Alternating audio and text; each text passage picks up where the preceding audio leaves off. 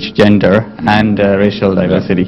Well, I just met many of your delegates, and I admire them for having traveled through the night and arrived at 4 a.m., and they seem to have lots of energy, young and old, all together in the room, and I congratulate them because, in a sense, you and your community are bringing diversity to the Liberal Party, and I believe it is much needed. I think if you look at the convention, it's fairly diverse. I think it could be more so. I think the Tamil community are making it more diverse, and so are other communities. And I know that Michael is absolutely committed to the principles of multiculturalism and to equality and greater diversity by age, by gender, and by race and religion.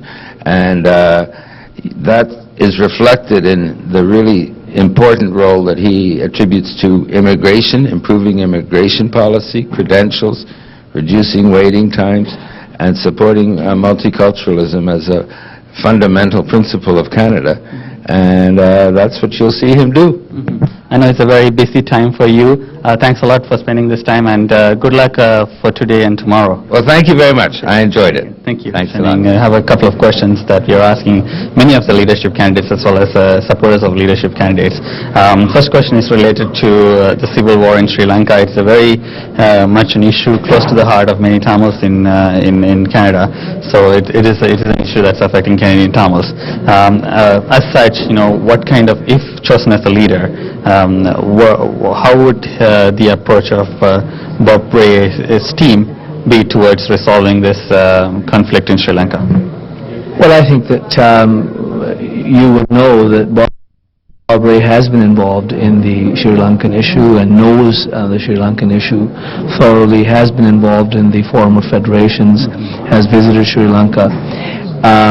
He's the kind of guy who would have domestic policies and international policies that kind of concur with each other, where they converge on the issue of human rights and equality and fairness. And I think that he'd be an activist prime minister on the international stage with peace, equality and human rights, and the issues need to be dealt with in a peaceful way. And I think Sri Lankan issue is a very difficult issue. I was in Sri Lanka twice during the tsunami, and I met with some of the parliamentary representatives of the Tamil Tigers, saw the devastation, but you need a sensitive approach to that issue, and I think the experience of Mr. Rae has taught him that these issues are dealt with in a very, very sensitive fashion.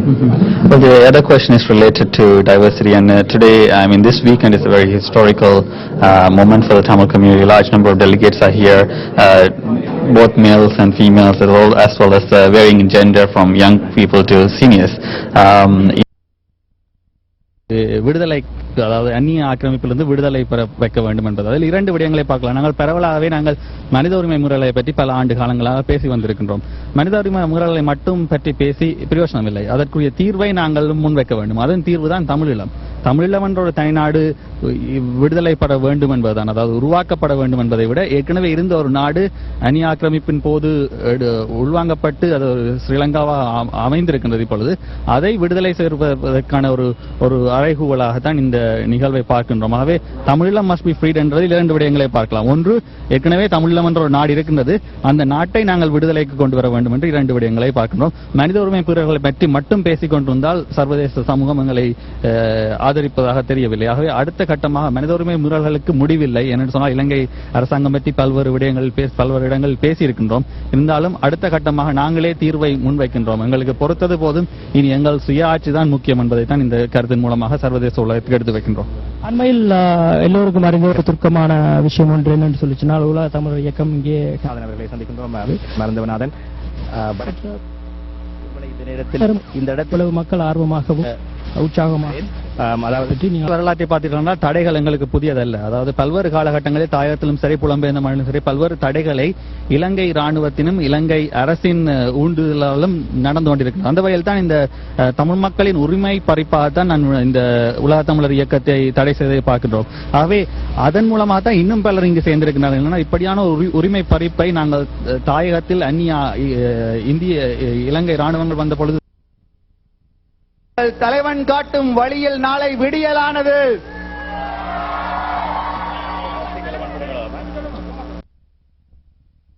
கடந்த ஒரு கிழமைக்காக ஒரு வாரங்களாக கனடிய தமிழர்களுக்கு நடந்த சம்பவம் கனடிய தமிழ் வரலாற்றிலே ஒரு கரை படிந்த சம்பவமாகும். இச்சம்பவம் உங்கள் மனங்களை எவ்வாறு பாதித்திருக்கின்றது என்பதை இன்று மக்கள் திரளாக வந்திருக்கின்ற உங்களை பார்த்து சொல்ல முடியும். உண்மையிலேயே ஸ்ரீலங்கா அரசு இத்தகைய பாதகமான விழுமியங்களை தட்டி கேட்காமல் ஆனால் ஒரு பட்சமாக கனடிய தமிழ் மக்கள் மீதான தடையை விதித்திருக்கிறது என்று சொன்னால் அது உண்மையிலேயே ஒரு சார்பான ஒரு அரசியலாகவே இருக்க முடியும்.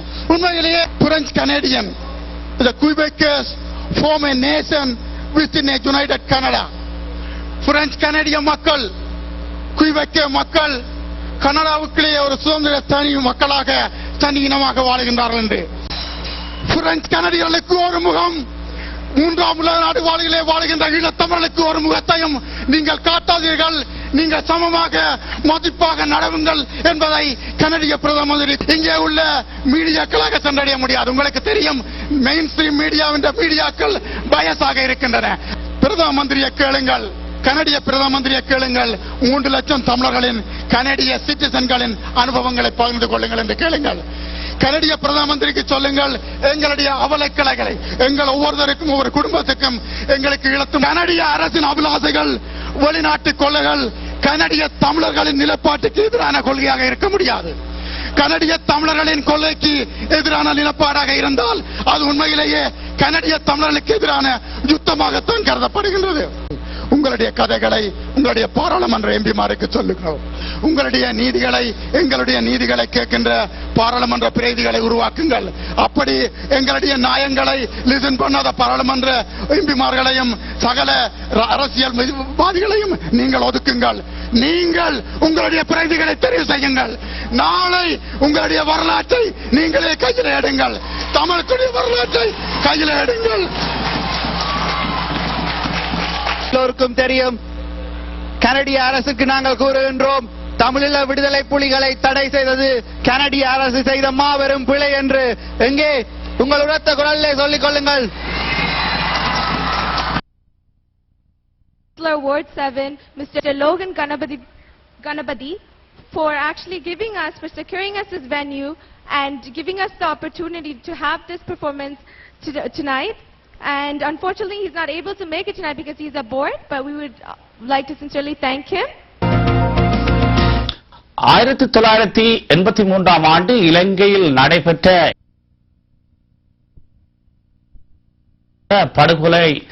படுகொலைகளை நினைவு கூறும் முகமாக புலம்பெயர் நாடுகள் எல்லாவற்றிலும் கருப்பு ஜூலை நிகழ்வுகள் இடம்பெற்றன. கனடாவில் புதன்கிழமை மாலை 5 மணியிலிருந்து இரவு 9 மணி வரை மார்க்கம் நகர வளாகத்தில் நடைபெற்றது. இந்த நிகழ்வில் பல கனேடிய அரசியல்வாதிகளும் கலந்து கொண்டு உரைகளை வழங்கியிருந்தனர். நிகழ்ச்சியில் கருப்பு ஜூலை நினைவுகளை தாங்கி பல கலை படைப்புகள் மேடையேற்றப்பட்டன. வேலை நாளாக இருந்தாலும் பல்லாயிரக்கணக்கான தமிழ் மக்கள் இதில் கலந்து கொண்டு தமது உணர்வலைகளை வெளிப்படுத்தினர். இந்த நிகழ்வின் நிகழ்ச்சிகளை நேரடி ஒளிபரப்பு செய்யும் வல்லமை தமிழ்வனிடம் இருந்த போதும் அதற்கான அனுமதி ஏற்பாட்டாளர்களால் மறுக்கப்பட்டது.